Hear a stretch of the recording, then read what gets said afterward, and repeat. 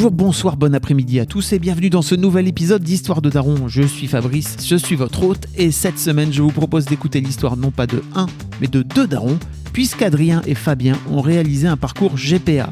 Ensemble, on parle de leur rencontre et de leur envie d'être père. Ils me racontent les différentes étapes qui les ont amenés à devenir les papas de Jeanne, qui a aujourd'hui 3 ans, et que vous entendrez d'ailleurs dans l'épisode. J'espère que vous aurez cet épisode, parce qu'au-delà de l'histoire très touchante d'Adrien et Fabien, j'y ai appris plein de choses sur la GPA.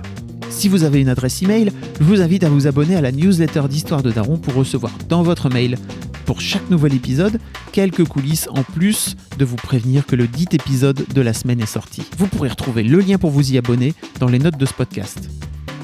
Si vous aimez Histoire de Daron, je vous invite à vous abonner également à ce podcast, à lui mettre une bonne note sur votre appli de podcast préféré, ça aide à faire connaître le podcast, mais vous pouvez aussi écouter Histoire de Daron sur Deezer, sur Spotify, sur SoundCloud, sur Audible et même sur YouTube, où vous pouvez venir poser un petit commentaire, même si vous écoutez Histoire de Daron dans votre téléphone. Vous retrouverez tous les liens dans les notes de ce podcast. Merci d'avance pour tous vos commentaires, vos bonnes notes et vos bonnes vibes, et je vous laisse en compagnie d'Adrien et Fabien. Alors je suis avec Adrien et Fabien, salut. Salut. Alors c'est un peu une première parce que d'habitude j'ai un daron en face de moi. Merci beaucoup d'avoir accepté de venir dans cet épisode, de venir me raconter votre parcours de daron. J'ai pas pu en choisir un de vous deux. L'objectif c'est de vous avoir tous les deux. Est-ce que vous pouvez vous présenter rapidement, Adrien, Fabien ? Allez, je commence. Donc Adrien, moi j'ai 36 ans. Je travaille dans la publicité depuis maintenant 15 ans et je suis à Paris depuis 10 ans et j'ai rencontré l'homme de ma vie qui est à côté de moi il y a 12 ans maintenant, Fabien. Et donc Fabien, moi j'ai 37 ans, je travaille aussi sur Paris dans le marketing. Voilà, depuis, comme Adrien, 10 ans sur Paris et voilà. Daron depuis 3 ans. On va en parler juste après. Effectivement, vous faites partie de ces couples qui avaient décidé d'avoir un enfant grâce à cette méthode qui s'appelle la GPA. Alors, comme je vous le disais juste avant qu'on démarre, je connais vraiment le strict minimum sur le sujet et j'ai pas voulu du tout me renseigner de trop parce que l'objectif pour moi c'était de vous poser un peu les questions bêtes que je pense peut-être beaucoup de gens autour de vous posent. Désolé si je vous les repose une nouvelle fois, mais en tout cas l'objectif c'est de peut-être la prochaine fois qu'on vous pose des questions bêtes, l'enfant parle. L'enfant appelle. Ça me...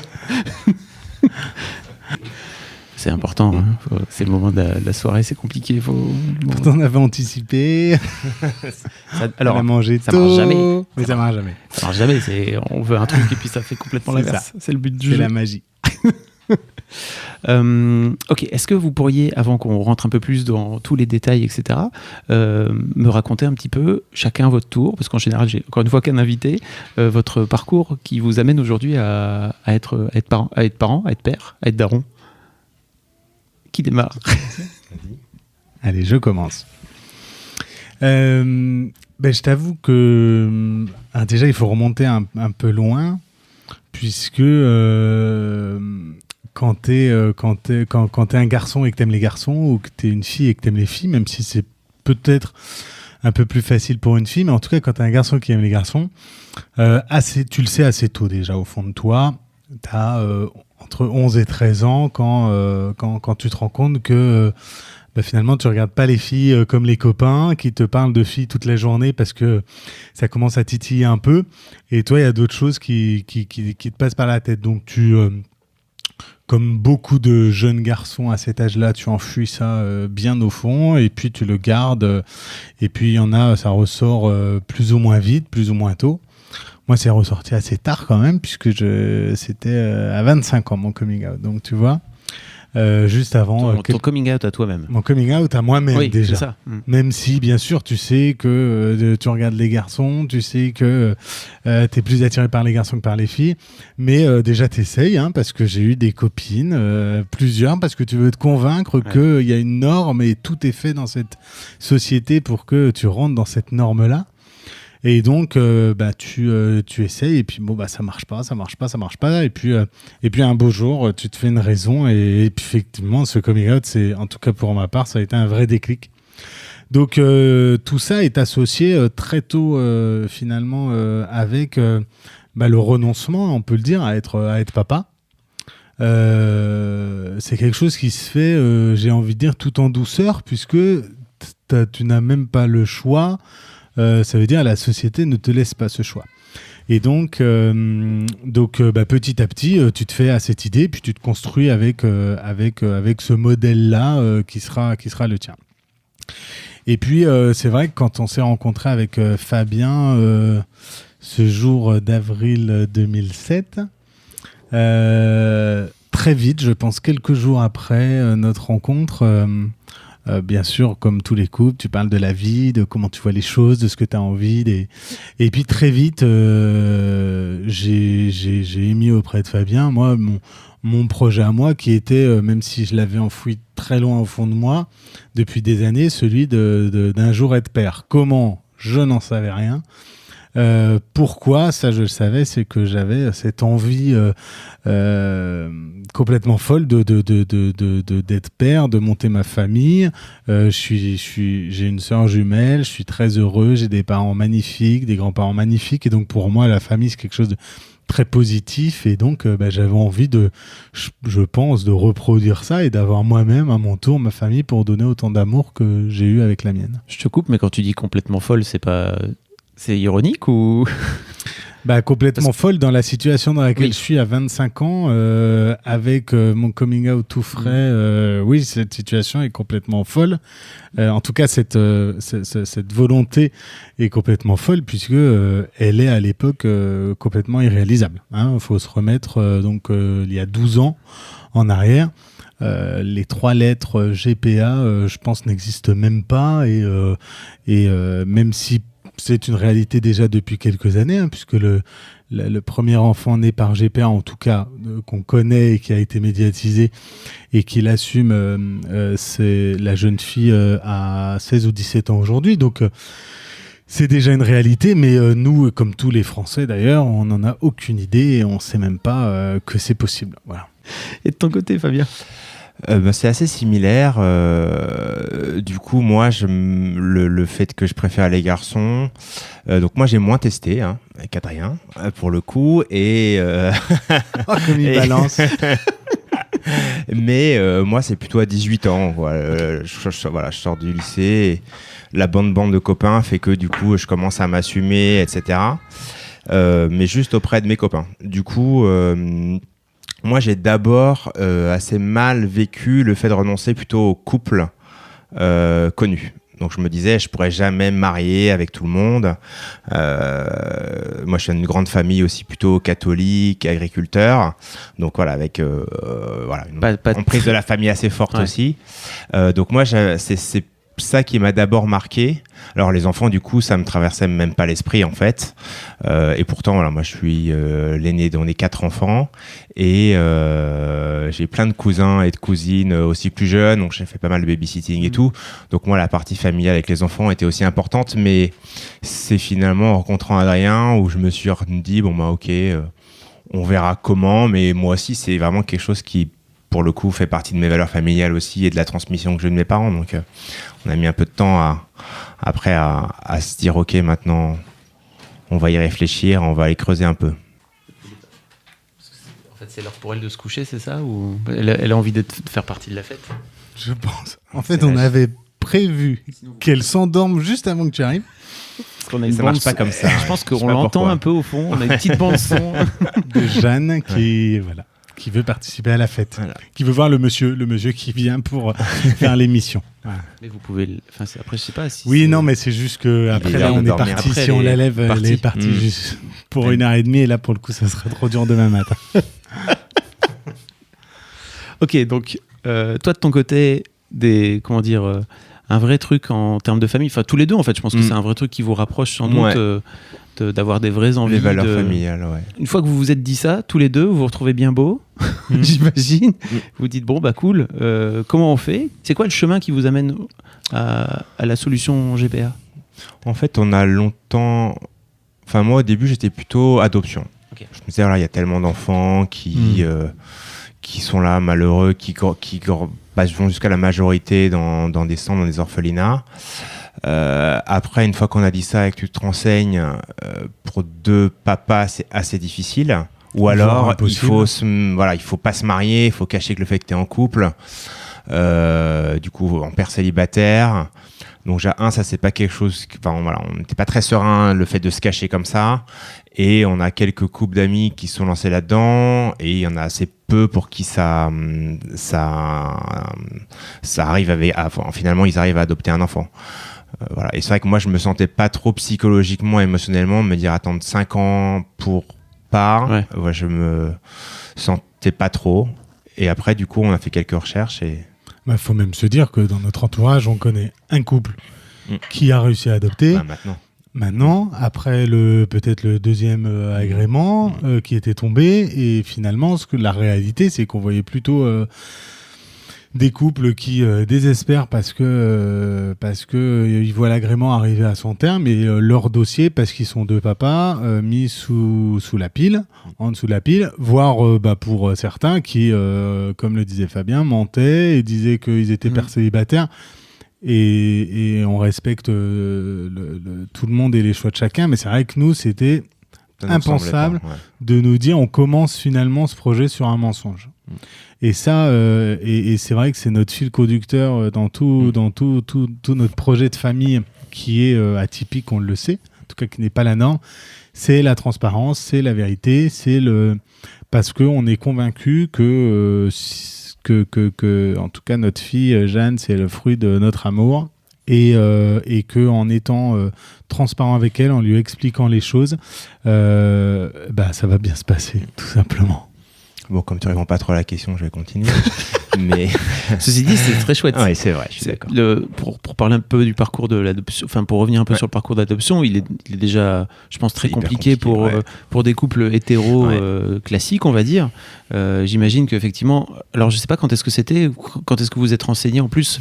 Nous, c'était il y a 5 ans. Okay. Même il y a 5 ans, on a choisi la GPA. Donc c'était il y a entre 7, voilà. Et donc là, pour 2010, le coup, on n'avait pas d'exemple qui avait marché à l'époque.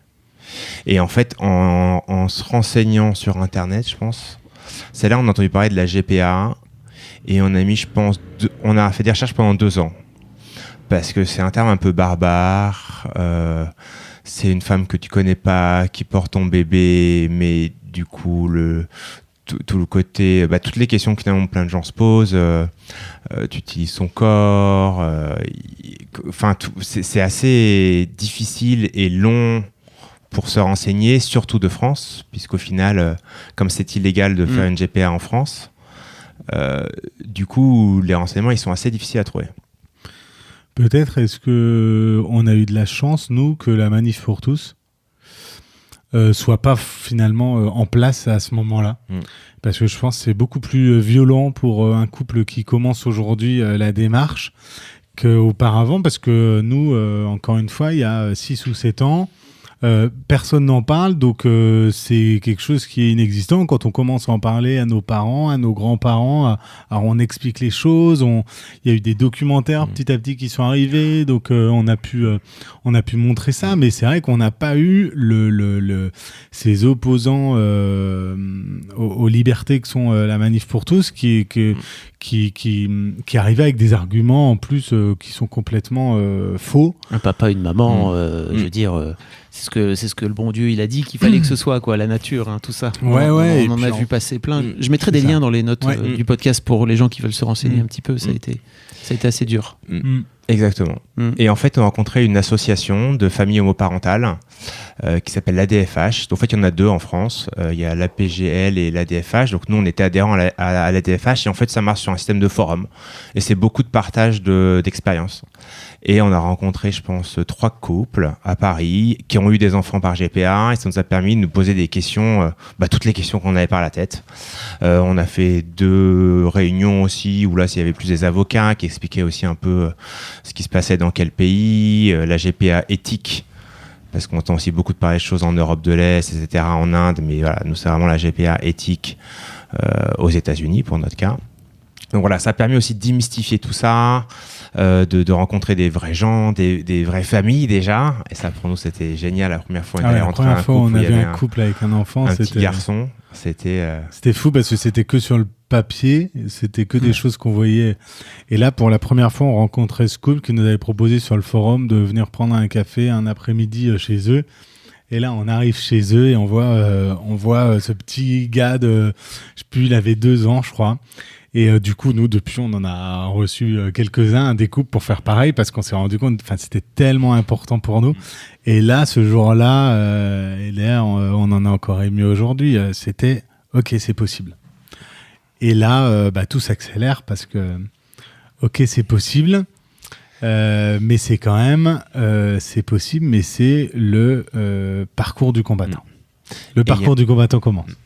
Et il y a un autre, et ça je le dis à tout le monde, c'est un super documentaire qui est sorti au cinéma à l'époque, qui s'appelle N'être père, qui suit un couple d'hommes parisiens dans la démarche. Donc c'est vraiment fait en documentaire, c'est hyper bien fait, c'est notre histoire en fait. Maintenant on le voit, et c'est l'histoire de tous les couples qu'on a rencontrés.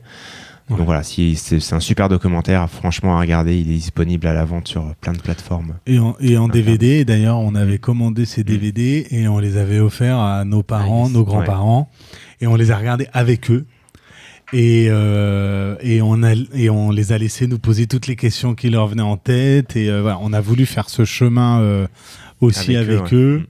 Et ça c'était génial parce qu'on les a vraiment embarqués dans ce projet et depuis le début. Ouais, et c'est devenu notre projet à nous tous en fait, avec nos parents, nos frères et sœurs, et c'est pour ça que c'est une belle histoire.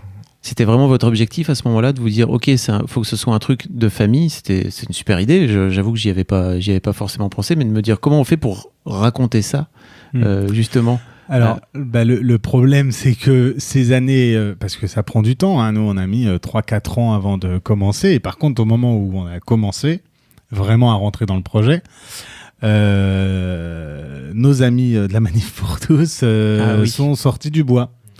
Et donc, c'est à un moment, du coup, on a dû expliquer les choses, expliquer les contre-vérités et montrer la réalité de ce qu'est une GPA éthique. On s'est aussi renseigné, on a vu ce qui se passait, comme le disait Fabien, en Inde, en Ukraine, où c'est de la traite d'êtres humains, faut se dire les choses. Et bien évidemment, donc, les frais sont 10 fois moins élevés quand on va en Ukraine ou en Inde que quand on le fait de manière éthique aux États-Unis ou au Canada, là où c'est légiféré depuis une petite vingtaine d'années. Peut-être il faut qu'on explique du coup. Oui. Pourquoi c'est éthique. Je pense que c'est important, mais c'est quoi un peu qu'est-ce que vous appelez GPA éthique? C'est justement il y a un cadre, c'est ça? En fait, il y a un cadre juridique aux États-Unis. Ça doit faire à peu près une vingtaine d'années maintenant qu'ils font ça. Déjà, il y a une chose que peu de gens savent. En tous les cas, on raconte souvent notre histoire aux gens qu'on rencontre, et pour l'instant, personne ne le savait. Donc, s'il y a 3 personnes dans une GPA, tu as une donneuse d'ovocytes, nous, les donneurs de nos spermatozoïdes, et une surrogate, une femme porteuse qui va porter. Donc en fait, la femme qui porte l'enfant pendant 9 mois n'a aucun lien génétique, ce ne sont pas ses ovules.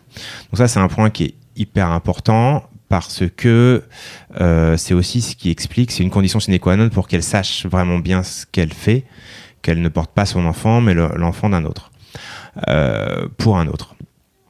Et en fait, aux États-Unis, donc c'est un système qui est plutôt bien encadré, des avocats spécialisés, des agences, des cliniques spécialisées. Et en fait, peut-être rentrer dans le détail du rôle de chacun. Oui. De l'agence. Non, mais parce que l'agence, c'est un peu le point de départ de tout. C'est l'agence qui fait qu'on se rencontre aujourd'hui avec toi. C'est l'agence qui nous a contactés, effectivement. Donc une agence, ça paraît un mot un peu bizarre. Ça fait penser à l'immobilier ou... pas du tout. En fait, l'agence, c'est elle qui son talent, c'est de faire rencontrer les bonnes personnes et de matcher, comme on dit, la donneuse avec les bons parents d'intention. Donc la donneuse, ça veut dire est-ce que elle veut être anonyme, est-ce qu'elle veut pas être anonyme, est-ce qu'elle veut être en contact avec les parents d'intention, est-ce qu'elle veut pas être en contact avec les parents d'intention. Il faut bien avoir en tête que les donneuses, elles ont entre 20 et 25 ans maximum. Donc dans la grande partie des cas, encore une fois, chaque histoire est très différente. Dans la majeure partie des cas, c'est souvent des jeunes filles comme nous, on va faire un don de sperme ou pour aider quelqu'un d'autre, sans y mettre derrière forcément une volonté de créer une histoire avec les parents d'intention. Après, il y a d'autres, on a des exemples dans nos amis très proches où ils le font, mais dans la grande partie des cas, elles sont très jeunes parce que tout simplement les ovocytes entre 20 et 25 ans sont ultra fécondes. Donc c'est les cliniques qui veulent que ce soit à moins de 25 ans. Donc c'est les cliniques, c'est pas. Parce qu'il y a plus de chances de taux de réussite que. Et donc ensuite, ils nous matchent avec cette donneuse et ensuite ils nous matchent avec la surrogate où là c'est le match le plus important, j'ai envie de dire, puisque c'est avec elle qu'on va créer l'histoire, qu'on va créer un lien.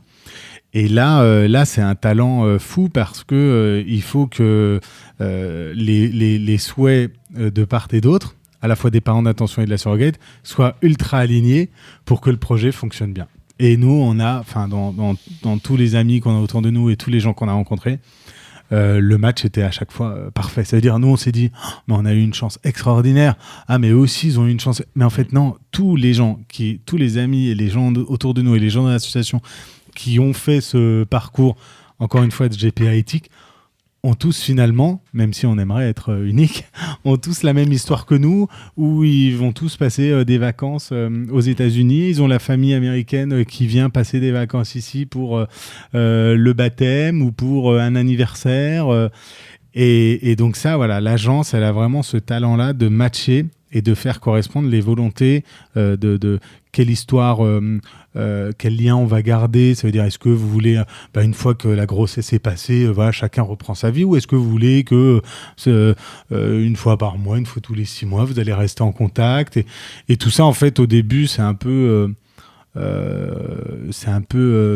virtuel, et puis en fait tout ça est très naturel parce que justement cette agence, elle a le talent de matcher les bonnes personnes autour de ce projet-là. Et en fait elle nous présente, nous on fait un Skype, et en fait nous on dit ok, on est d'accord avec cette famille, puisqu'en fait on parle de la femme porteuse, mais c'est toute sa famille, et donc nous on a entré Daniel comme ça en Skype avec son mari John et ses enfants.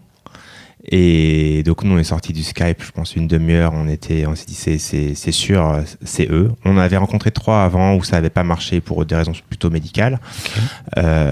Et c'est vrai que quand on les a rencontrés rien que par Skype, on se dit, on sentait les valeurs, la vie. Alors c'est qu'une demi-heure de Skype d'introduction, mais tu sens quand même il y a quelque chose qui se passe un petit peu. Et elle aussi surtout valide. Donc en fait il y a personne qui valide plus que l'autre. Il faut que tout le monde soit d'accord pour mener ce projet ensemble. Et c'est surtout effectivement elle qui choisit. Ouais. C'est souvent la surrogate qui choisit les parents d'intention. Eux, ils ont souvent plusieurs choix, alors que nous, on nous en présente qu'une en général. En tout cas pour l'agence avec laquelle...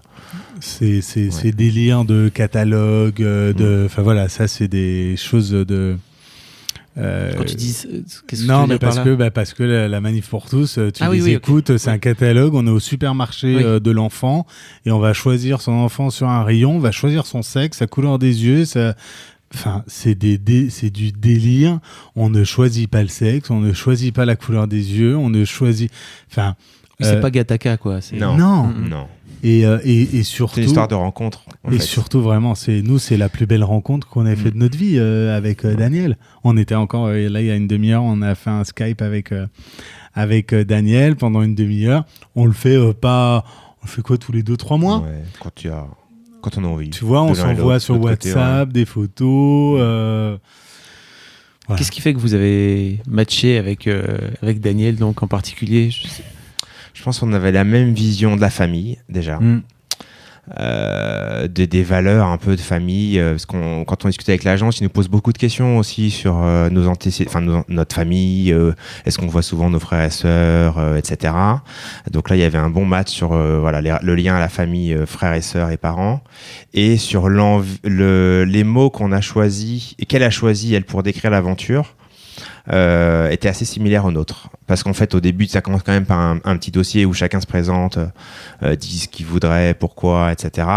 Et là, en lisant le dossier, les mots qu'elle avait choisis, elle et son mari, pour décrire cette expérience, ça nous a tout de suite parlé. En fait, rien que là, déjà, on se disait, c'est assez difficile à décrire. Ouais, je comprends. Mais c'est... Ouais. C'est quoi sa motivation à elle à ce moment-là ?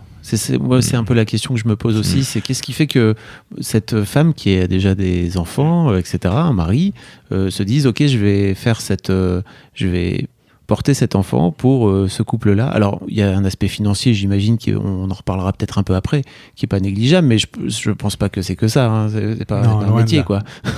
Alors, nous, Daniel, je vous raconte une anecdote. On était là-bas. Donc à Jacksonville, Daniel habite en Floride, et donc on était allé pour les 6 mois de grossesse, je crois, on était allé là-bas passer quelques jours. Puis un matin, moi je me lève tôt et là je suis avec donc sa maman, puis on était logés chez ses parents, ils avaient voulu nous accueillir. Et puis je lui dis au petit déjeuner, donc à Nicole, la maman de Daniel, je lui dis mais vous savez ce que fait votre fille pour nous, c'est extraordinaire, est-ce que vous vous en rendez compte ?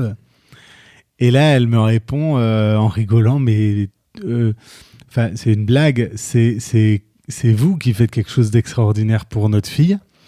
Daniel, elle avait 34 ans à l'époque, elle a notre âge. Daniel a 34 ans, ça fait depuis qu'elle a 20 ans qu'elle nous dit régulièrement, un jour, je porterai un enfant pour un couple qui ne peut pas en avoir, parce que c'est la chose la plus injuste qui soit, selon elle. Et donc déjà, elle est très croyante, ce qui est souvent le cas des surrogates aux États-Unis. Elles sont souvent très très croyantes, et finalement c'est la BA, quoi. C'est dans le, si tu veux, elles peuvent pas donner plus que à un autre que ça, que porter leur bébé parce qu'on peut pas en avoir. Et donc là, quand elle m'a dit ça, c'était extraordinaire, et je me suis rendu compte là. Il y a eu un avant, un après. Ça veut dire, je me suis dit, ok, donc c'est pas notre projet à nous, c'est aussi leur projet. Et c'est peut-être même avant que ce soit le nôtre, c'était déjà le sien, puisque ça remonte à 15 ans auparavant. Et là, du coup, ça nous fait voir finalement et la relation et le projet d'un tout autre angle. Où on se sent tous embarqués avec eux, avec ses parents, avec ses frères et sœurs, avec ses enfants, dans ce projet fou, finalement, de nous aider à fonder notre famille. Et elle, en effet, quand on lui en parle, elle raconte qu'elle a eu 2 oncles et tantes de chaque côté qui n'ont pas pu avoir d'enfants. Et donc elle dit que ça l'a marqué, la peine qu'ils avaient, et donc je pense que c'est ça qui a souvent dû aussi créer cette envie de le faire pour d'autres. Et en discutant aussi avec plusieurs couples, on se rend compte qu'il y a souvent ça quand même qui tourne autour, des gens qui ont vu des proches souffrir de ne pas pouvoir avoir d'enfants, qui sans doute avec un altruisme exacerbé chez ces personnes fait tilt et disent moi quand j'ai fini ma famille entre guillemets je ferai ça. Et Daniel, c'était ça, quoi. Et son mari pareil, on lui disait mais ta femme elle va avoir un bébé de pas toi, oui. Elle dit non mais c'était clair depuis le début, depuis qu'on se fréquente, elle m'a toujours dit qu'elle voulait faire ça, il y a aucun problème. Et en fait c'est un projet de sa famille elle, parce que son mari il a sa femme tous les jours. Oui. Dans son lit, oui. Qui est enceinte de pas lui. Les enfants, c'est pareil. Mais truc. En fait, c'est hyper clair pour tout le monde. Et ces enfants, une autre anecdote, mais qui est aussi assez symptomatique. Ils avaient quel âge, ces enfants ? Ils avaient 6 et 8 ans. Ok. Et je sais plus, un jour, ils devaient être à la pompe à essence. Et puis, la pompiste, elle dit à la petite fille, elle lui dit, tiens, tu vas avoir un petit frère, une petite sœur. La petite, elle dit, non. Et c'est tout. Alors, Daniel lui dit il faut que tu lui expliques parce qu'elle veut pas savoir. Elle me dit mais non, mais elle porte le bébé de Fabien et Adrien en France. Donc c'était hyper clair et hyper limpide pour eux que ce que leurs parents faisaient. Et tu sentais aussi de la fierté pour eux aussi, quoi. Et donc nous on leur disait faut que tu prennes soin de Jeanne dans le ventre. Elle racontait c'était vraiment le projet de tout le monde, quoi. C'est cool. Tu parlais de l'aspect financier. Ouais. C'est important parce que je pense qu'il y a aussi beaucoup de fantasmes par rapport autour de ça. Donc, plusieurs règles pour une surrogate. En tout cas, encore une fois, aux États-Unis et au Canada, c'est à peu près les mêmes règles. Sur une GPA éthique, la surrogate doit avoir construit sa famille. Ça veut dire qu'elle doit avoir eu des enfants, obligatoirement, que son projet à elle de famille est terminé, donc qu'elle ne veut plus avoir d'enfants.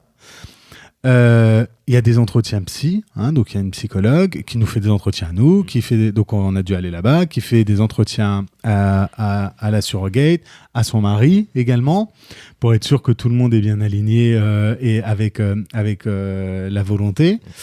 Et sur l'aspect financier, il ne faut pas que la surrogate ait besoin d'argent pour vivre.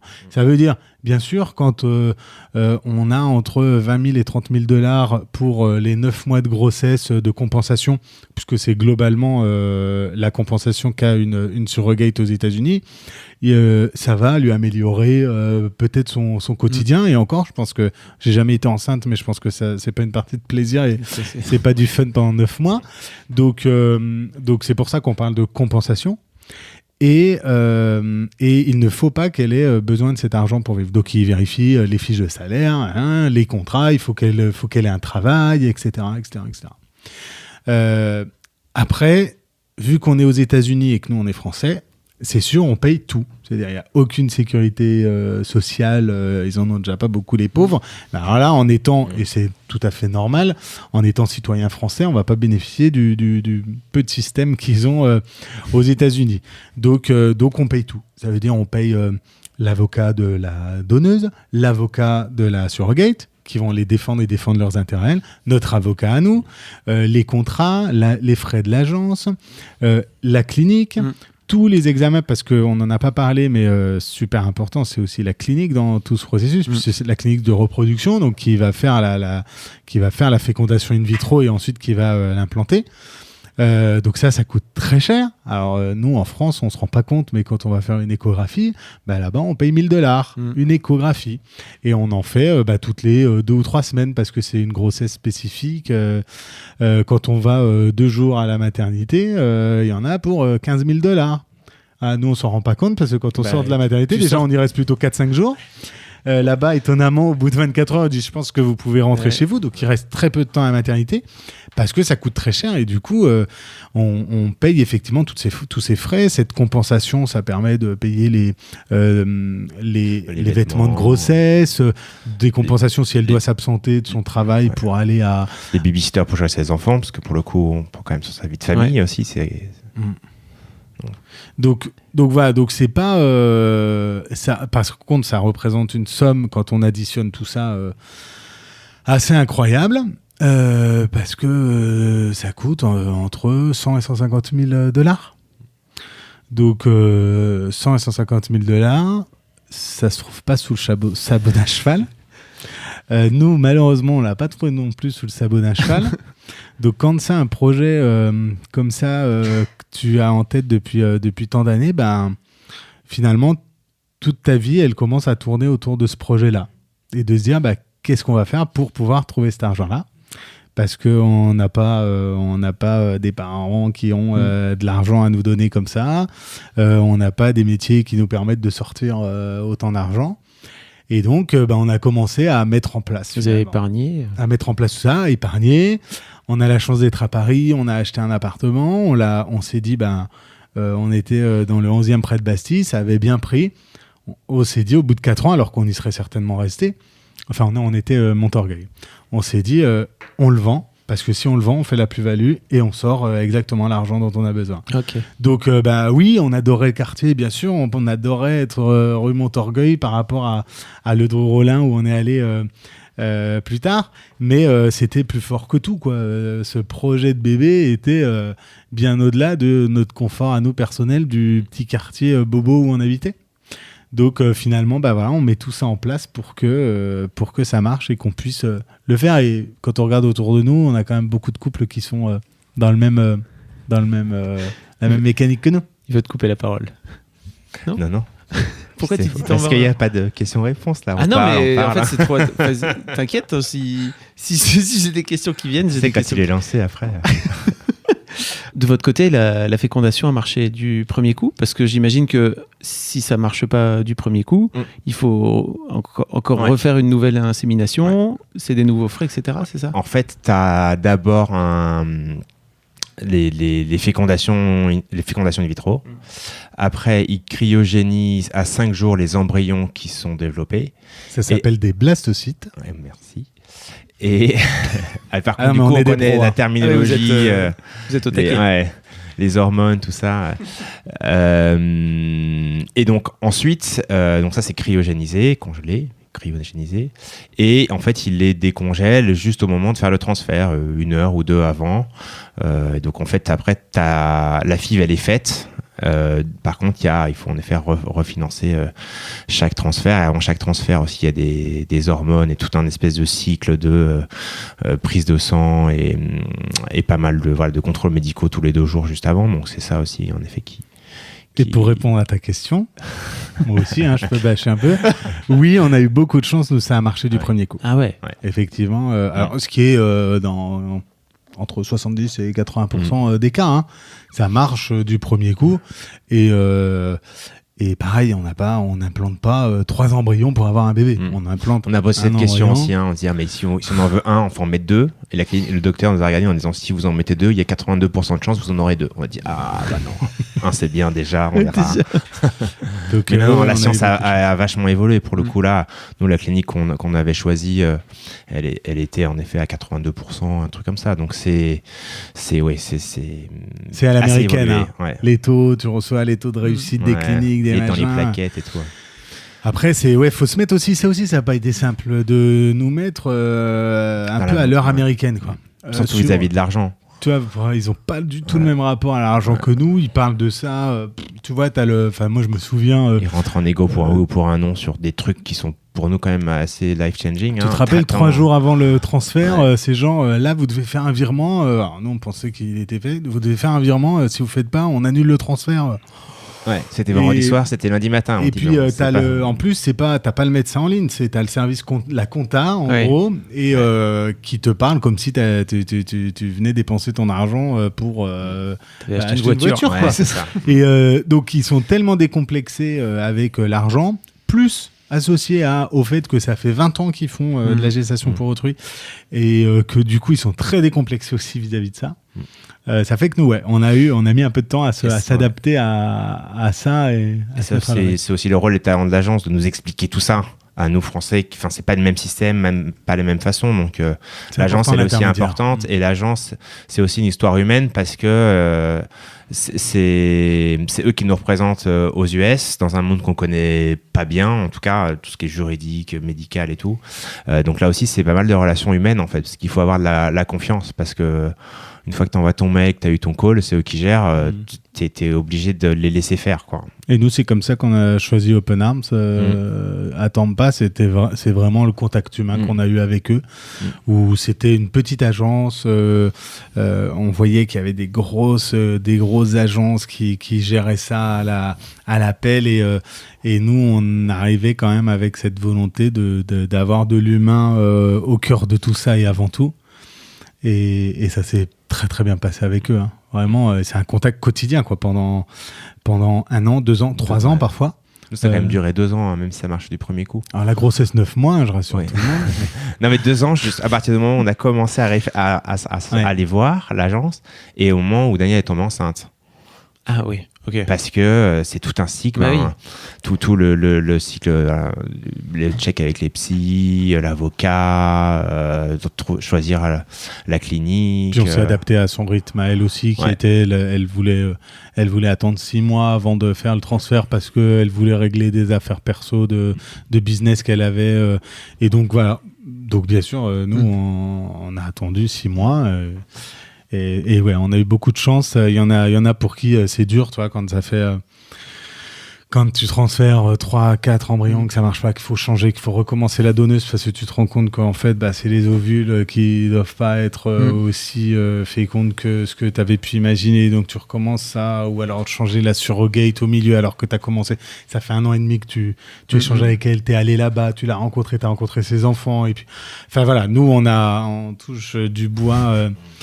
Mais on a eu vraiment énormément de chance, mais c'est pas le cas de tout le monde. Donc c'est un vrai, quand je parlais de parcours du combattant, c'est vraiment ça, quoi. Parce que j'ai l'impression de ce que vous me racontez là, que ça n'a pas été... Enfin, je pense que ça a été long et que ça a été beaucoup de contraintes, etc. Mais quand tu parles de parcours du combattant, j'ai pas l'impression de ce que tu racontes là, en tout cas, que ça a été... On a eu de la chance. En fait, c'est le parcours du combattant parce que c'est à l'étranger, c'est pas dans ta langue, c'est pas dans ton système. Mais c'est vrai que nous, ça s'est bien passé. On est plutôt des garçons positifs, donc... Puis ça s'est relativement quand même bien passé, mais tu as des moments où tu comprends pas les mails que tu reçois de l'avocat ou tel truc, tu dis mais qu'est-ce qu'ils me veulent. Donc t'as on avait rencontré nos trois femmes porteuses avant de trouver Daniel. À chaque fois t'as des pics émotionnels en disant c'est super, et en fait le médecin te dit ah bah non, voilà, ça marche pas pour X ou Y raison, son dossier médical, blablabla. Et voilà, donc ça c'est des up and down émotionnels. Et puis on n'a pas raconté l'accouchement encore. Non, et puis t'as les 9 mois de grossesse où on a eu beaucoup de chance. Parce que c'était la grossesse, ça a été c'est bien passé, et du coup on imaginait comment on aurait dû gérer si parce que c'est arrivé à des gens autour de nous, ça arrive tous les jours, mais comme n'importe quelle grossesse, à un moment donné, c'est un embryon, à partir du moment où il s'accroche sur l'utérus, et puis il faut attendre 9 mois. Alors oui, les 3 premiers mois, on est un peu stressé, mais jusqu'au bout, il peut se passer des choses, et c'est déjà pas facile quand t'es à côté, mais alors quand t'es à 9000 km, et que tu imposes ça, parce que donc combien de fois tu culpabilises à la fin de la grossesse quand tu vois que ça commence à être tu vois que le ventre est énorme, tu vois qu'elle est fatiguée, même si nous elle a toujours été ultra positive, hein. Non les garçons, ça va super, ça se passe super. Je pense que voilà, moi il y a des jours qui devaient être plus compliqués que d'autres, hein, il n'y a pas de raison. Et elle nous protégeait de ça. Et du coup, nous, le fait qu'elle nous protège de ça, nous, on culpabilisait aussi de notre côté. Tu vois, d'être là et puis de reprendre notre vie. Parce qu'à un moment donné, nous, on allait bosser, on sortait, on allait le samedi soir, on allait faire la fête. Et puis de l'autre côté, tu te dis à 9000 km, tu as une femme qui est en train de porter notre bébé. Tu as son mari qui est en train de supporter ça, qu'on lui impose et que sa femme lui impose aussi, mais de notre fait à nous. Donc tout ça, c'est sûr qu'il faut être costaud.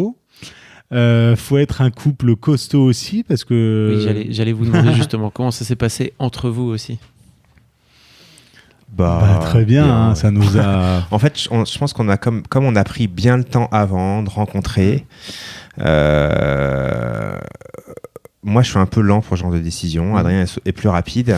Mais donc, du coup, à nous deux, ça fait qu'assez vite, on va se renseigner. Et après, on met un peu de temps à digérer et à faire notre décision. Et quand on a pris notre décision, on a aussi écrit un peu notre histoire. Parce qu'en fait, quand tu te rends compte, tu as plein d'histoires différentes. T'as des couples qui décident de donner un peu un rôle à la femme porteuse ou à la donneuse. Nous, oui, mais en aucun cas, c'est une maman. C'est Daniel, quoi. C'est un peu comme si c'était sa fée. Elle était là, elle a aidé. Et pour Jeanne, c'est très clair, elle l'a porté dans son ventre. Mais voilà, c'est une cousine, une copine à nous, mais c'est pas une maman ou une tante ou quoi que ce soit. Donc en fait, comme on a pris aussi bien le temps avant de réfléchir à tout ça, de se poser des questions, on a eu plein de gens et plein de situations différentes. Je pense que c'est ça qui fait, quand on était dedans, finalement, ça s'est bien passé. Oui, parce que j'allais dire, quand tu racontais un petit peu les différents critères qu'il peut y avoir, etc. Enfin, moi, j'ai eu une sensation de vertige quand tu racontais ça, ok, en fait, beaucoup trop de décisions, qu'est-ce qu'on fait après avec la mère porteuse déjà, rien que ça, c'est un truc qui doit être un casse-tête incroyable, quoi. Vous avez pris le temps nous, en fait, c'était assez naturel. Je sais pas, je sais pas si c'est. Vous étiez d'accord l'un avec l'autre. Parce que c'était a posteriori ou si c'était aussi. On a beaucoup discuté quand même. Mais assez vite, nous, on s'est dit, on veut qu'elle ait un rôle qui sera le sien. On le créera. Il n'est pas prédéfini à l'avance. Et c'est l'histoire qu'on aura avec cette famille qui le créera. Et en fait, on a eu raison, parce qu'en fait, ça s'est fait de façon hyper naturelle. Et elle, c'était hyper clair aussi. Elle disait, moi, j'ai envie de garder contact, mais ce sera au rythme que vous souhaiterez. Je vais pas m'imposer. Je suis pas sa maman, mais voilà, je veux créer une relation avec vous et avec elle. Et après, la vie fera. On verra comment on s'entend. Mais c'est vrai que ça se passe hyper bien. Non, ils sont venus pour les 1 an de Jeanne. On a fait un baptême républicain et c'est 1 an, ils étaient là. Donc ça a permis aussi à nos familles de les rencontrer. Donc ça, c'était aussi un moment hyper fort en émotion. Nous, on y est allé là en mars en vacances. On a fait la Floride avec les parents d'Adrien, puis du coup on est passé leur faire un coucou. Donc voilà, c'est devenu des copains outre-Atlantique, mais avec une relation un peu plus forte. Ouais, Daniel, elle dit c'est les cousins. C'est mes cousins de France. C'est les cousins de France. Donc, tu sais, si tu as des cousins comme ça à 8000 km, tu peux ne pas les avoir pendant 8 mois ou 1 an, et puis tu vas les voir et tu vas être super content de les voir et tu vas passer des moments magiques. Et puis après, voilà, chacun reprend sa vie. Et c'est vraiment ça qu'on a construit avec Daniel. Avant de parler de l'accouchement, comment vous avez la sensation, avec le recul, d'avoir réussi avec cette aventure à vous transformer en papa pendant la grossesse? Parce que c'est un truc, en tout cas moi, qui m'a beaucoup travaillé en tant que futur papa. J'avais ce truc qui m'a permis de pouvoir grandir en tant que père, en tout cas futur père. Comment vous avez vécu ça de votre côté? Est-ce que vous avez des trucs à me raconter sur le sujet? En tout cas, on était assez conscients du fait que n'ayant pas la grossesse entre guillemets sous la main avec nous, qu'il allait falloir qu'on ait un chemin un peu différent. Donc on partageait beaucoup avec Daniel de photos, WhatsApp, de SMS tous les jours. Un Skype, je pense, toutes les semaines ou presque. Et après, on s'est un peu renseigné. En fait, je savais que tu allais poser cette question parce qu'elle revient souvent. Je me disais, qu'est-ce que je vais répondre? Mais j'ai l'impression que c'est venu de notre expérience de longtemps, de ce désir d'être papa. Tu prends un peu des histoires à gauche, à droite, des copains, des frères et sœurs, moi, j'ai l'impression de m'être fait mon idée comme ça. Et le fait de le savoir avant, tu essaies de te mettre en condition. Mais en fait, ça arrive vraiment que le jour où tu arrives là-bas, quoi. Mais voilà. Moi, je pense que j'avais 5 applis différentes sur mon téléphone qui suit la grossesse pour savoir à quoi ressemble le bébé tel jour. Donc, c'est très différent d'ailleurs d'une appli à l'autre.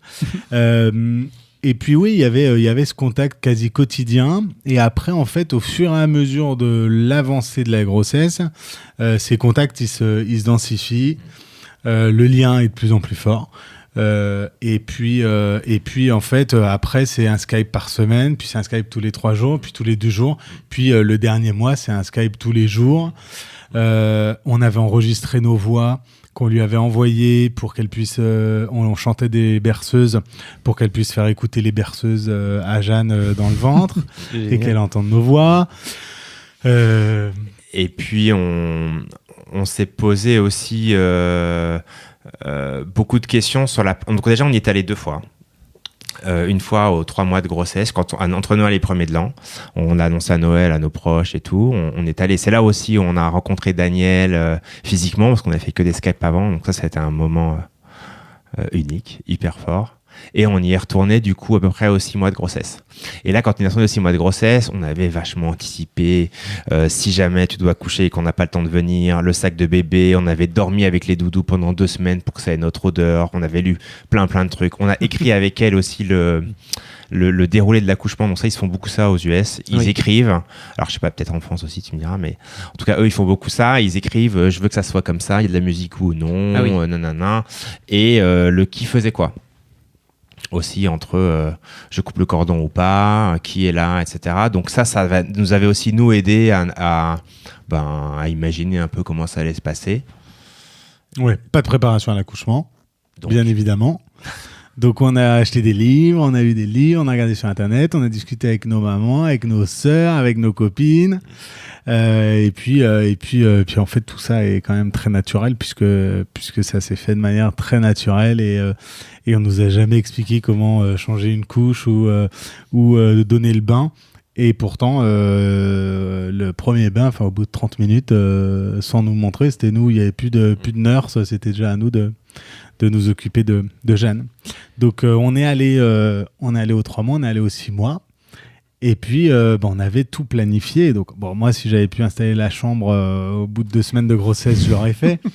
Mais Fabien, comme toujours dans notre vie, me mesure et me tempère et fait que je pense qu'on a eu le droit d'installer la chambre au bout de 6 mois. Ouais.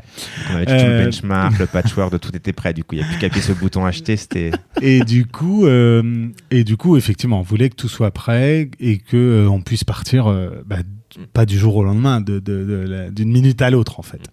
Donc on avait prévu de partir 15 jours avant le terme.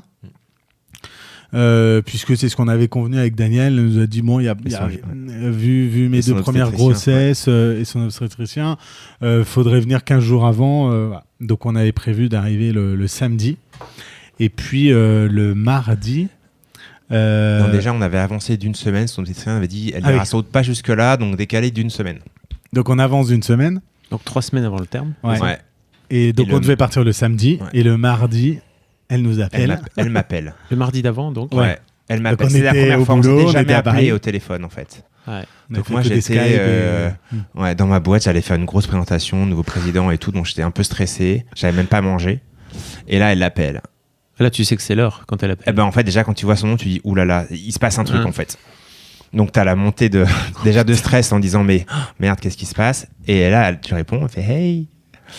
Comment ça va? Et là, elle te dit je suis 95% sûr que je vais avoir votre enfant maintenant. Alors là, tu dis mais non, tu es vraiment sûr parce que je peux partir en catastrophe. Oui, mais qu'est-ce qui te fait être sûr? J'ai perdu les os. Et là, tu te dis et là, tout s'arrête. Cerveau bloqué. Je ne sais plus quoi répondre. Je pense que j'ai répondu ok, on arrive, je pense, je sais pas, j'appelle Adrien. Je te tiens au courant. Et je n'arrivais pas à répondre, à appeler Adrien, qui ne répondait pas à son téléphone. Et là, je réponds. Qu'est-ce que tu étais en train de faire? En fait, j'étais à un déjeuner avec des clients et je vois qu'ils m'appellent 3 fois de suite. Donc là, je m'excuse auprès des clients et je réponds au téléphone. Et là, il me dit, elle a perdu les os, il faut qu'on y aille, elle a perdu les os. Il me dit, mais arrête, c'est une blague. Mais non, je répète 10 fois. Je dis, mais arrête, c'est une blague. Arrête de me dire ça. C'est nul comme blague. Et là, je suis parti, je suis venu te chercher. On a fait des pieds et des mains avec Air France pour qu'ils nous trouvent un vol parce qu'ils voulaient nous faire partir. Il n'y a qu'un vol pour Jacksonville par jour et ils voulaient nous faire partir le lendemain. Il était 14h, il dit, il y a un avion demain à 14h. Mais nous, on dit, c'est pas possible, on reste pas sur le sol français ce soir. Vous vous démerdez, on va n'importe où, mais on doit quitter la France là. Et donc on a réussi à trouver un vol qui partait à 18h ou 19h. Donc là il était 13h, 18-19h, qui allait à New York. On passait 5 heures à New York, donc on faisait une micro-sieste et on repartait pour Jacksonville. Et donc il y a eu des retards d'avion. Donc là je te laisse imaginer. Elle a perdu les os, pas de wifi, pas de téléphone dans les avions. Donc, à chaque fois, t'atterris, t'imagines que tu vas avoir une photo de ton bébé qui est né sans toi. Et donc, ce stress... ça, c'était hyper dur. C'était dur. C'était très dur. On pleurait dans l'avion. De se dire, elle va naître, on sera pas là. Ça, c'était assez dur. Et puis, non. Et Daniel qui nous disait, vous inquiétez pas, les garçons, je vous attends, je tiens le coup. Je vous attends. Et elle a attendu 30 heures après avoir perdu les os, puisque on est arrivé sur le sol, à Jacksonville à 13h. On était à 15h à la clinique, qui n'était pas tout à côté. Ouais. Et Jeanne est née à 17h. Ah oui. Donc, c'était assez fou. Ce que disent les nurses, c'est que ça arrive souvent dans les couples avec le mari qui est militaire et qui est en Afghanistan, par exemple. Et donc, où la femme a la puissance de l'esprit et du corps, du mental, de faire tenir... Donc, bien sûr, elle était surveillée, elle est allée à l'hôpital, puisque au bout de quelques heures, ça peut être très dangereux. Mais non, elle avait décidé que ça n'arriverait pas tant qu'on ne serait pas là. Tant qu'on ne serait pas là. Et donc, on arrive là, on la voit, super contente dans la clinique. On était allé à la clinique 3 mois avant pour repérer les lieux, pour rencontrer l'équipe, pour parler de l'accouchement, quelle va être notre place à chacun, etc. Et puis on est arrivé là dans cette chambre, donc c'était super parce qu'en plus c'était souvent, enfin en tout cas il y avait pas mal de cliniques où ils accouchent dans la chambre. Donc hop, ils modifient le lit et donc c'était génial parce que ça ressemblait pas à une pièce d'hôpital, à une salle d'opération où c'était une chambre. Et peut-être tous les Américains qui disent amazing tout le temps. Ouais, t'es déjà sur ton nuage, t'es quand même stressé, ils nous attendent, là, tu vois, nous on a amazing guys, you made it et tout. C'est complètement fou. Nous t'es complètement sur une autre planète et tu réalises pas en vrai que tu vas avoir ton bébé dans 2 heures. Et puis avec le travail, tu commences à réaliser quand même quand le travail commence. Le travail commence. Ouais. Là, pareil, super dur parce que tu vois qu'elle a mal. Ouais. tu vois que les contractions se resserrent. Et puis là, c'était dur parce que tu peux rien faire. Tu regardes. Et tu te dis, qu'est-ce qu'on est en train de lui faire faire à cette dame-là Attends, je me reprends. Qu'est-ce qu'on est en train de lui faire faire Qu'est-ce qu'on est en train de lui faire subir Et puis elle, toujours aussi magnifique depuis le début, qui nous rassure, qui dit que ça va aller, que tout va bien, que tout est sous contrôle. Et puis là, on nous demande de sortir pour faire la péridurale. Et donc nous, on sort. Et puis là, on rentre et en fait, c'était parti, quoi. Donc, ça a duré une demi-heure. Je sais plus. Une demi-heure. Mais c'est court une fois que c'est parti, un quart d'heure. Une fois que c'est parti, il y avait eu quand même 30 heures avant. Ça, c'est clair. Et puis, là, c'était parti. Donc on a aidé Jeanne à venir au monde. Ça veut dire, donc là, pour que tout le monde s'imagine bien la scène, donc on est dans cette chambre. On a Daniel qui est bien sûr sur le lit. On a son mari John qui est derrière elle. Qui lui tient la main. Tous les pères qui sont derrière, qui la soutient dans ce moment-là. Et puis Fabien à droite, moi à gauche, de chaque côté. Et on l'aide à faire venir Jeanne au monde. Donc c'est Fabien qui a sorti Jeanne. Hein Bravo. Ouais, c'était hyper beau et flippant parce que j'avais trop peur de la laisser tomber. Oui, mais non. Et qui me l'a passé et j'ai fait le pot à pot tout de suite. Donc on s'était préparé. Moi j'étais torse nu pour pouvoir faire tout de suite le pot à pot avec elle. On a coupé le cordon. Coupé le cordon. Et après... Et puis c'était parti, on était darons, quoi. Ouais. On était darons. Ouais, c'était ouf. C'était hyper rapide. Et là, les nurses hyper... Elle nous a emmenés avec Jeanne et puis on a fait tout ce qu'il fallait faire, les checks, la peser, et tout, les nettoyer, la laver et tout.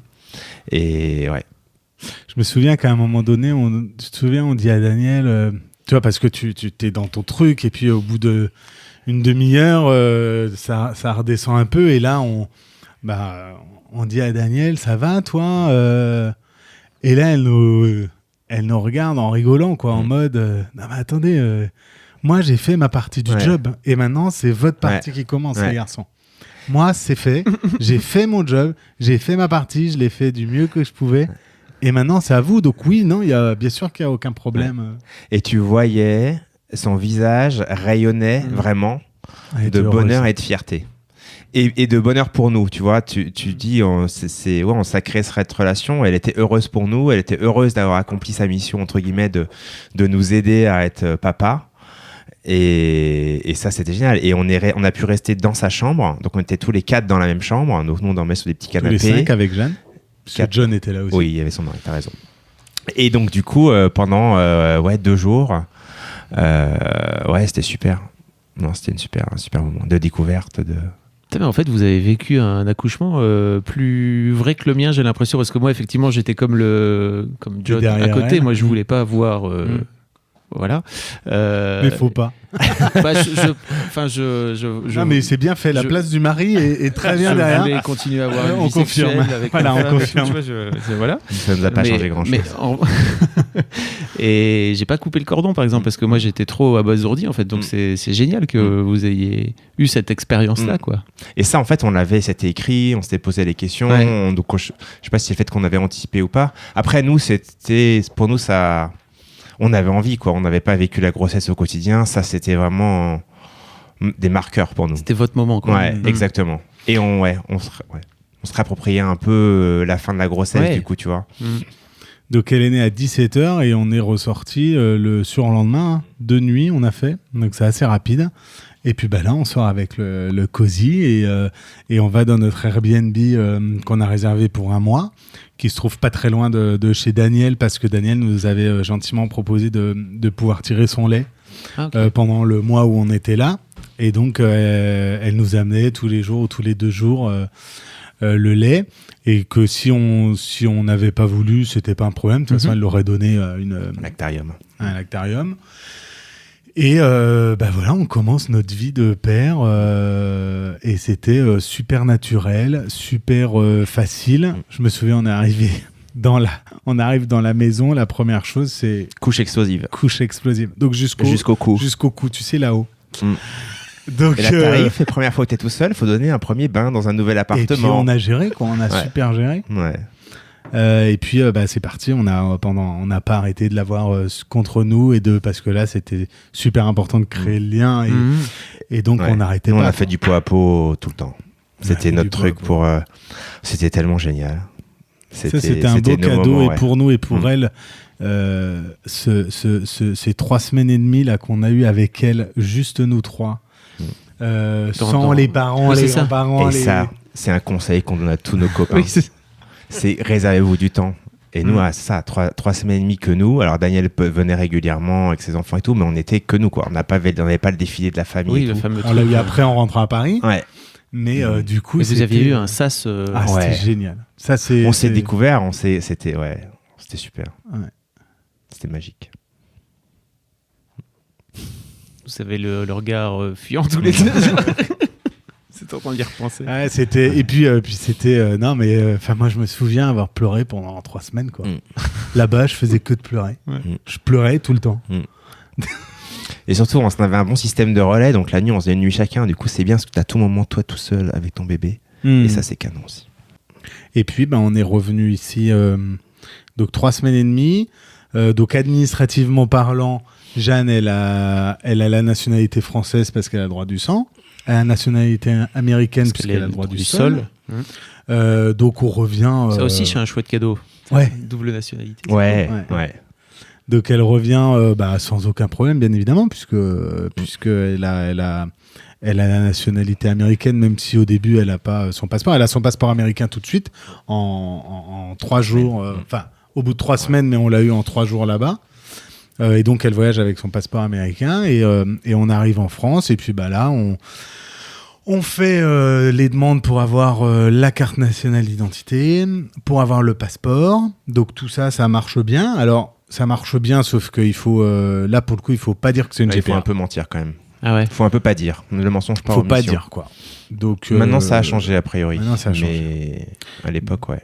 Donc on nous avait conseillé, l'avocat ici en France nous avait conseillé pour avoir facilement les papiers, tu les auras de toute façon parce qu'elle est française. Mais si on peut éviter 3 mois et puis des tribunaux et des machins. Donc là, c'était facile. Et puis à l'époque, ce qu'il fallait faire, c'était adopter que le deuxième papa, puisque là, on revient avec donc Jeanne, elle a un certificat de naissance avec l'un de nous deux qui est le père biologique sur le certificat de naissance.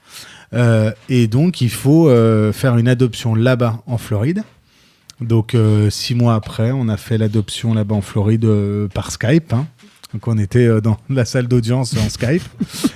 Et ensuite, une fois qu'on a reçu ce jugement d'adoption, c'est ce jugement-là qu'on a fait transcrire en droit français. Et donc ça a pris 18 mois. Donc c'est long, mais ça a pris 18 mois. Et dans ce processus-là, on a reçu la transcription de l'adoption.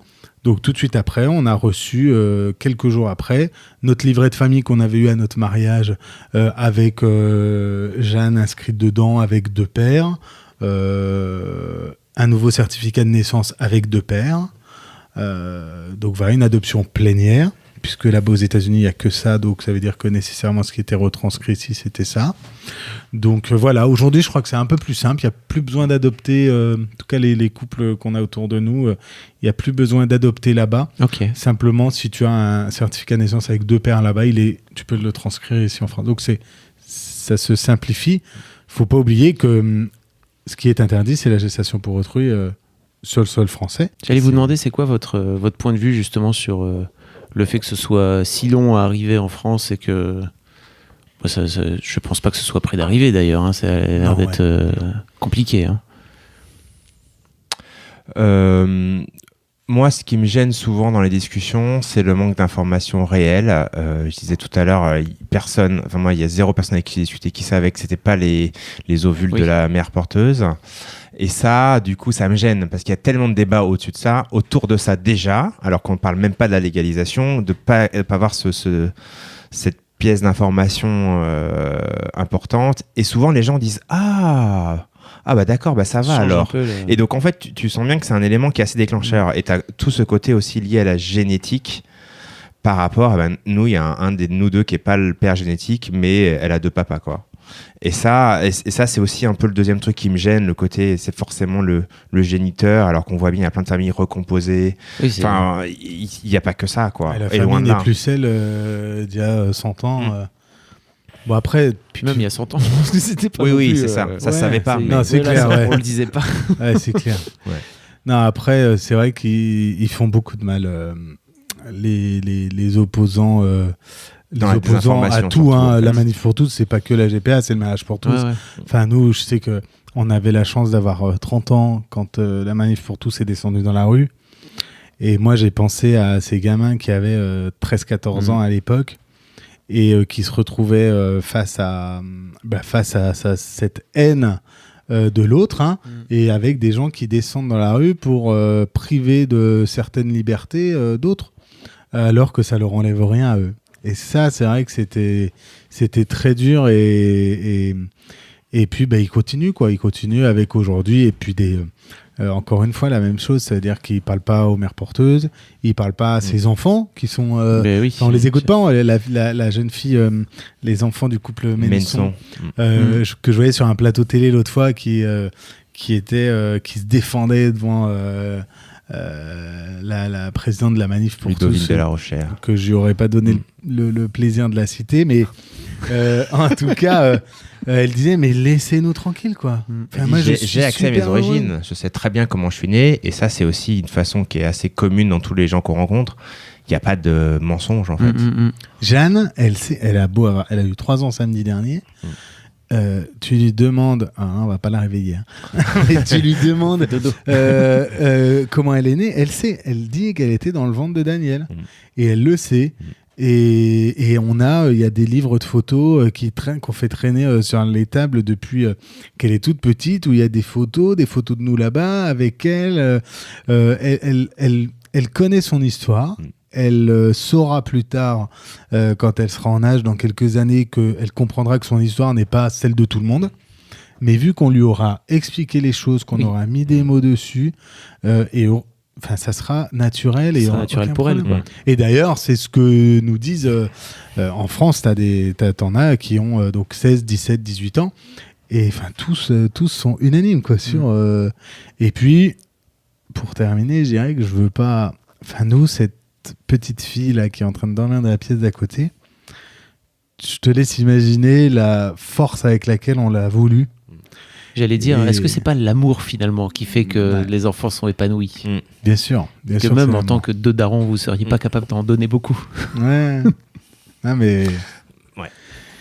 Enfin, on l'a voulu plus que tout au monde, cette petite fille. Donc, je pense que il y a pas beaucoup d'enfants qui sont autant voulus, souhaités que ces enfants nés par GPA, avec tout le parcours qu'on vient d'expliquer. Faut vraiment les vouloir, ces enfants, et faut vraiment vouloir leur donner du bonheur et de l'amour, parce que c'est vraiment pas simple. Mais après, c'est tellement de joie, et on est juste une famille comme les autres. Nous, tout ce qu'on demande et tout ce qu'on veut, et c'est pour ça que on entend beaucoup la manif pour tous, parce qu'ils font beaucoup de bruit. Ils sont pas nombreux, hein. Ils font beaucoup de bruit. Loin, ouais. Mais les principaux concernés, pourquoi est-ce qu'ils ne font pas autant de bruit ? Parce qu'ils sont, nous, on se considère juste normaux, et on veut juste une vie normale. On a une famille, tout ce qu'il y a de plus normal. Alors oui, il y a 2 papas, mais comme quand il n'y a qu'un papa, qu'une maman, des divorcés, des séparés, des recomposés, et c'est juste notre famille est un peu différente. Et ça, c'est un peu notre acte à nous, un peu pas de militantisme, mais de ce qu'on fait là, avec toi, discuter. On a toujours été plutôt ouvert aussi aux gens qui nous posent des questions, tant que c'est respectueux. Même au travail et tout, sur comment ça s'est passé, pourquoi et comment. Et on se dit, voilà, c'est en fait en expliquant aussi de façon simple comment ça se passe, les gens découvrent, et c'est en fait avant tout finalement une belle histoire de rencontre avec Daniel et sa famille. Et c'est vrai qu'on en revient souvent à ça, mais la vraie histoire, elle est là. Est-ce qu'il y a une question que j'aurais pu vous poser, que je vous ai pas posée, qu'on vous pose souvent ? Comment il nous appelle ? Ah oui. Comment ça elle vous fascine les appelle gens. Mais comment elle vous appelle? Ah oui, parce que j'entendais tout papa. à l'heure dire papa, Ouais. et c'est toi qui t'es levé. Ouais. En fait, elle nous appelle Papa Adri et Papa Fab. Ah yes. Et des fois, elle fait que un, elle fait que papa. Et quand c'est pas le bon qui arrive, elle spécifie lequel c'est. Mais c'est toujours Et je lequel pense elle que veut. C'est un peu comme, tu vois, un enfant, toi, si ta fille, elle va te dire papa, maman, bah, t'en as un des deux qui va venir. Oui. Bah, nous, c'est pareil. Nous, c'est papa. Et ça veut dire, bon, bah, faut qu'il y en ait un qui vienne. Ouais. Et si elle veut le nommer, elle sait très bien le nommer. Et puis, quand on est tout seul avec elle, c'est papa. Il n'y a pas de. Et non, ça, c'est. Effectivement, après, on respecte. Il y en a qui choisissent de donner un nom différent, de bien notifier le fait qu'il y a un père biologique et l'autre n'est pas biologique. Et donc, il y en a un qui s'appelle papa et l'autre s'appelle daddy. Voilà, on respecte ce choix. C'était pas le nôtre parce que, encore une fois, la génétique n'a que peu d'importance dans tout ça pour nous. Et notre famille, c'est de papa. Voilà. Il y a une question que je pose à tous les darons. Mettons que Jeanne écoute ce podcast dans 10 ans, donc elle aura 13 ans. Qu'est-ce que vous auriez envie de lui dire ? Beaucoup de choses. Je pense, que je l'aime, toujours, quoi qu'il arrive. Donc, moi, ça me fait un peu peur, l'adolescence. Et là, elle sera, je pense, dans l'adolescence. Donc, quoi qu'il arrive, je t'aime. Ne fais pas trop de bêtises, mais je t'aimerai quand même. Reviens toujours à la maison. On sent un peu le stress du daron.